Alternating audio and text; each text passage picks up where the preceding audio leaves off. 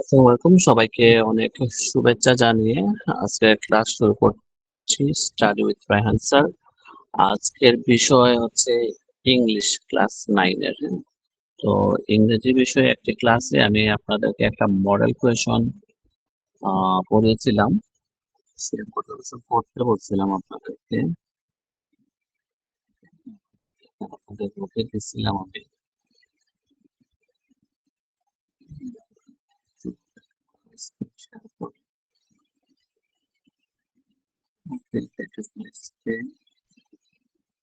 আপনাদের বুকে দিছিলাম।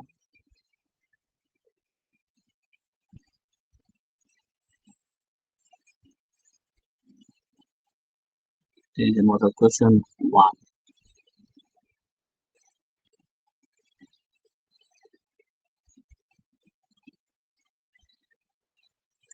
এটা কিন্তু আপনাদেরকে পড়াইছিলাম, হ্যাঁ। তো এখানে আপনাদের হচ্ছে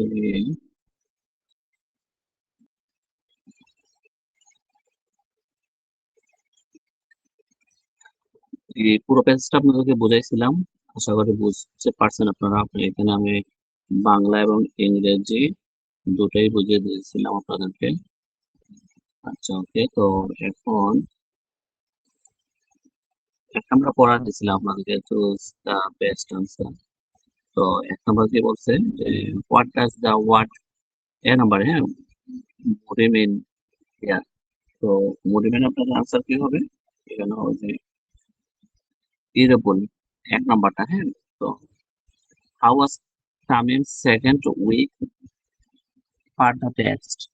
তো দুই নাম্বারে এটা উত্তর হবে 3 নাম্বারটা, Tamim closed, consoled himself and became own partner. আচ্ছা, আমি আপনাদেরকে যেটা বলছিলাম যে 1 নাম্বার 2 নাম্বার এগুলো 3 নাম্বার এগুলো নিজে নিজে পড়ার জন্য, হ্যাঁ। কারণ হচ্ছে গেলে আমরা যদি সবগুলো নোটিফিকেশন একটা একটা করে এভাবে পড়াতে যাই, অনেকগুলো ক্লাস লাগবে। আমি ইম্পর্টেন্ট যেগুলো সেগুলো আপনাদেরকে বুঝে দেবো, কারণ এগুলো তো আপনাদের উত্তর সহ দিয়ে দিচ্ছি, হ্যাঁ। ওগুলো পড়ে নিন। ইংলিশ কোনো বাংলা অর্থ না জানলে সেটা ডিকশনারি সার্চ করবেন অনলাইনে। আর যদি কোনো জায়গায় সমস্যা আমাকে বললেন, হ্যাঁ। তো আমি আজকে আর একটা ইন্টারেস্টিং প্যাসেজ নিয়ে আপনাদের কাছে আসলাম। এরকম কিন্তু একটা আনসার কম্পারিজন থাকবে, হ্যাঁ। আনসার কম্পারিজন থাকার সময় পরে ওইখান থেকে কি করবে, আপনাদেরকে 4 এবং 5 আনসার করতে হবে। 4 5, হ্যাঁ, 4 5 আনসার করতে হবে, বুঝতে পারছেন? তো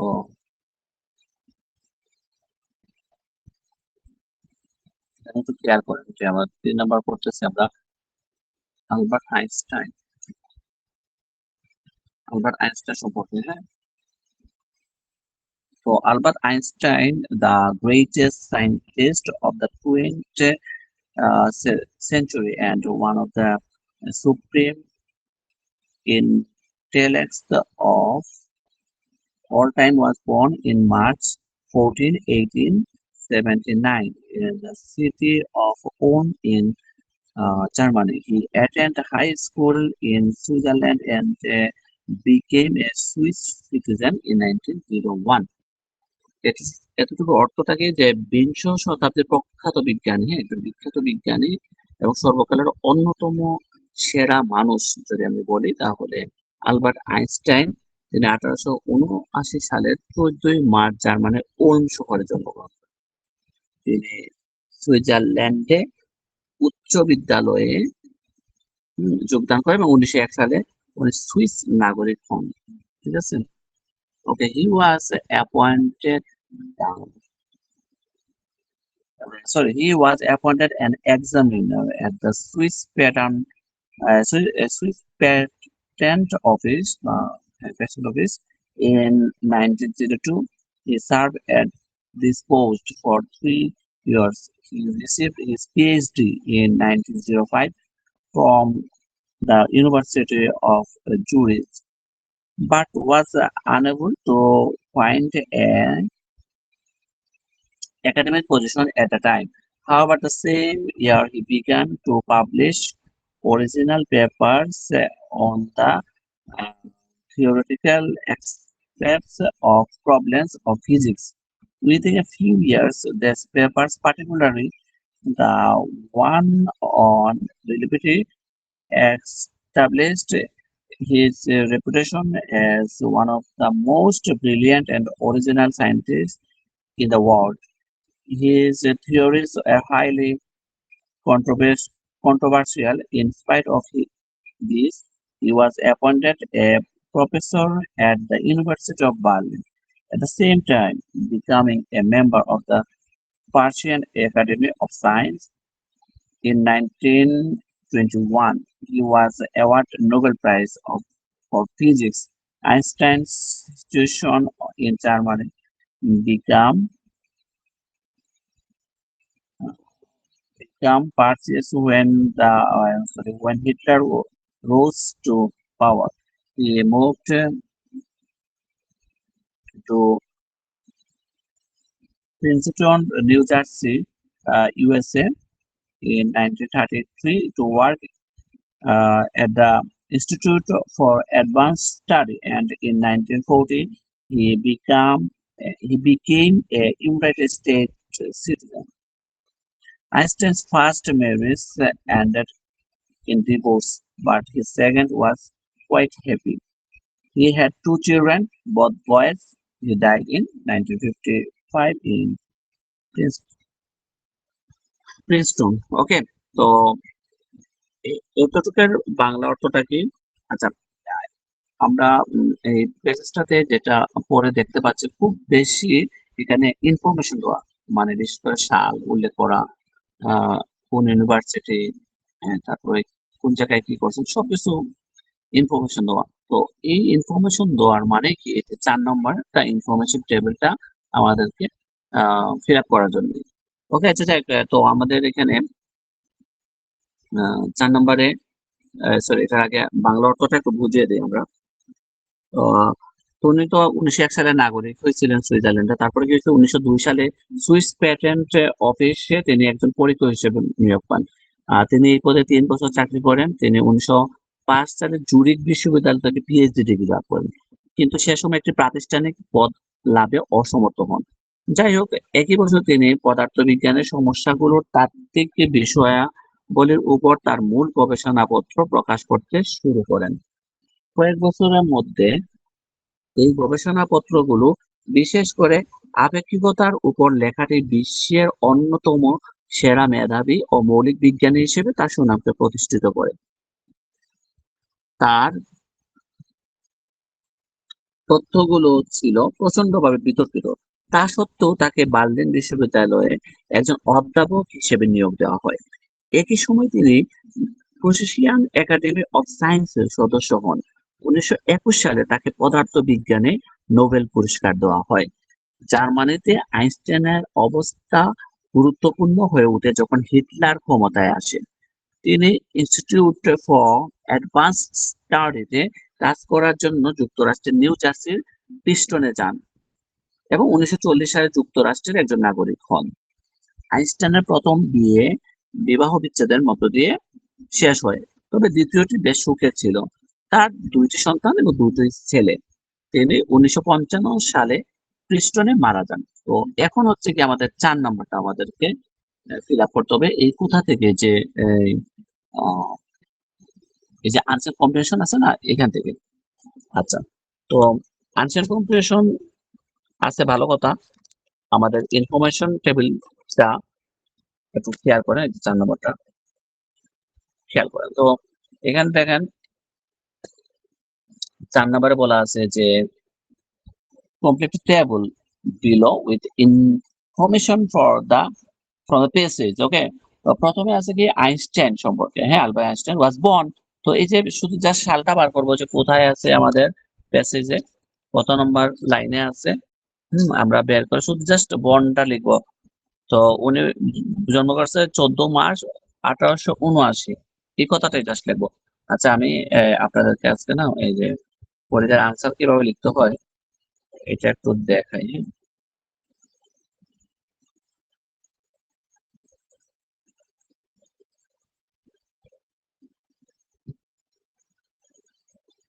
ওকে, আমার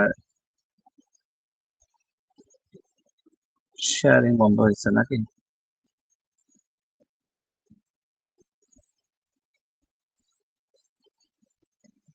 আমার আশা করতেছি লেখা দেখা যাচ্ছে। লাইট চালিয়ে আরো ফর্সা করে দিই।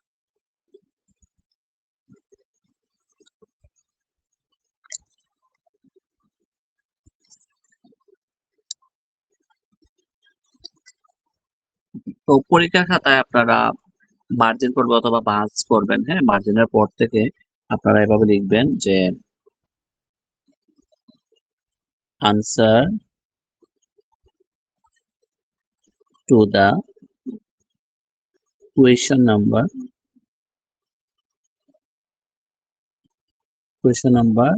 এটা মনে করেন আমাদের 4, হ্যাঁ? 4 এটার নিচে এভাবে দাগ দিবেন, হ্যাঁ? যাই করেন স্কেল দিয়ে একটা টান দিবেন।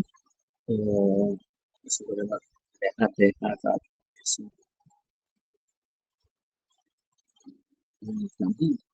লেখা পরে এখন 4 নম্বরে আমাদের ইনফরমেশন টেবলে 1 নম্বরে কি চাইছে?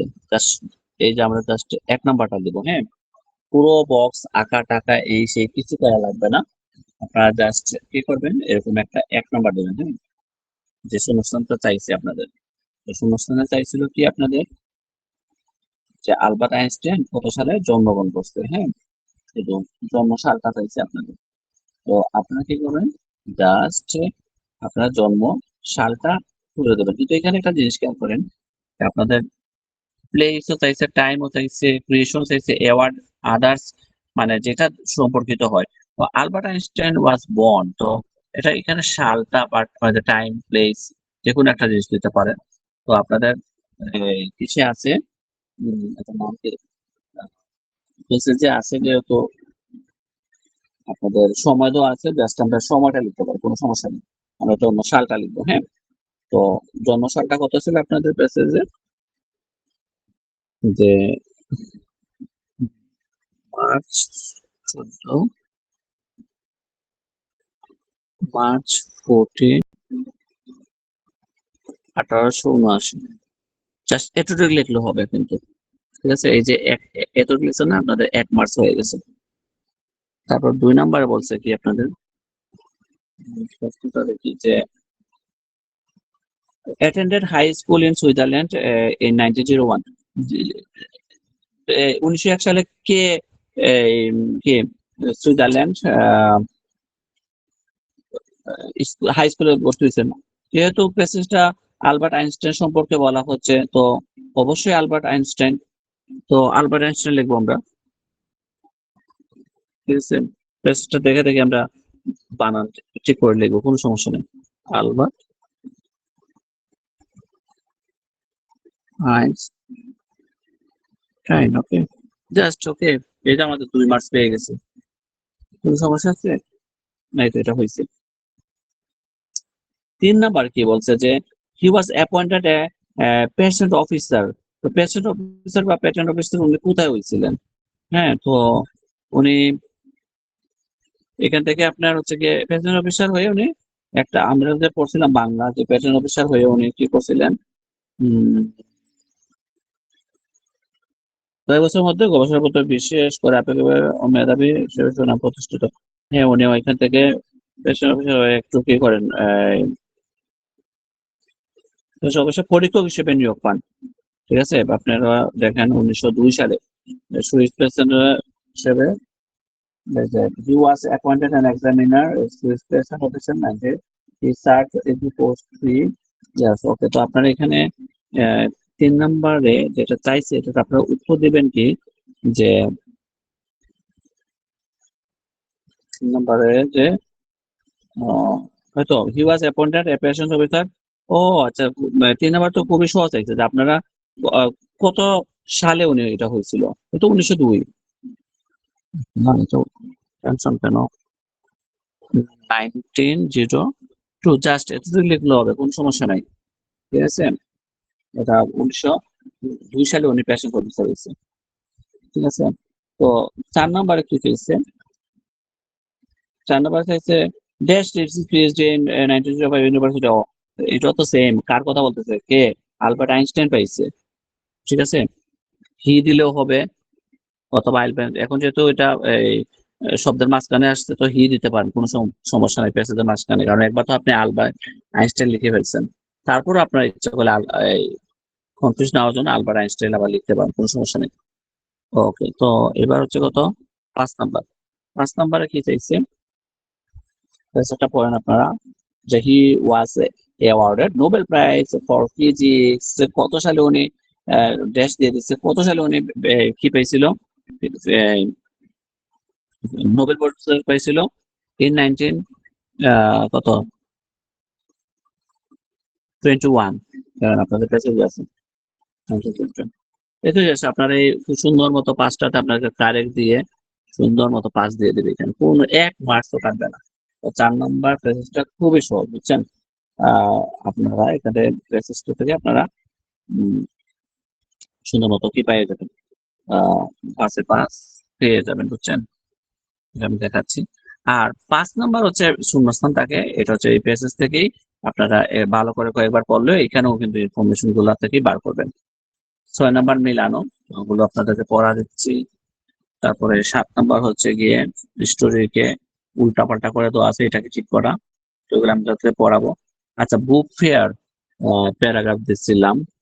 আর গত ক্লাসে কিন্তু আরেকটা পড়ে ফেলছিলাম আমি, যে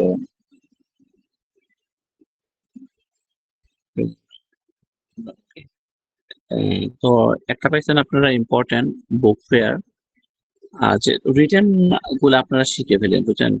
যে যে আপনার লেখাগুলো যেগুলো মনে করেন রাইটিং, এই যে রাইটিং এ যে 50 মার্কস, আপনারা যদি এই 50 মার্ক গুলো যদি আগে মুখস্থ করেন তাহলে কিন্তু খুবই সহজে মানে পাস করতে পারবেন। আর কালকে আরেকটা আপনাদেরকে বলে ফেলছিলাম বিগত ক্লাসে, যে আপনারা হচ্ছে স্কুল লাইব্রেরিটা পড়ার জন্য। তো যেহেতু আমি বলছি অবশ্যই ইম্পর্টেন্ট বলছি, তো এই দুইটা প্যারাগ্রাফ আপনারা মুখস্থ প্লাস নোটস করবেন, করে আমাকে দেখাবেন, ঠিক আছে। তো এই দুইটা কিন্তু আপনাদের পড়া থাকবে, আর এই মডেল কোশ্চেন পুরোটা পড়া থাকবে, হ্যাঁ। 1 নাম্বার, তারপরে আমরা আপনাকে আরো মডেল কোশ্চেন দিব। আর রাইটিং স্কেলের জন্য রাইটিং যে আমাদের কত মার্কস, 50 মার্কস। তো এই 50 মার্কস এর জন্য আমি আপনাদের সাজেশন দিয়ে দেবো কোনগুলো কোনগুলো পড়বেন, হ্যাঁ। আপনারা নোটস করবেন, দরকার পড়লে আমি দরকার পড়লে সহজ করে নোটস করে পিডিএফ করে দিব। হুম।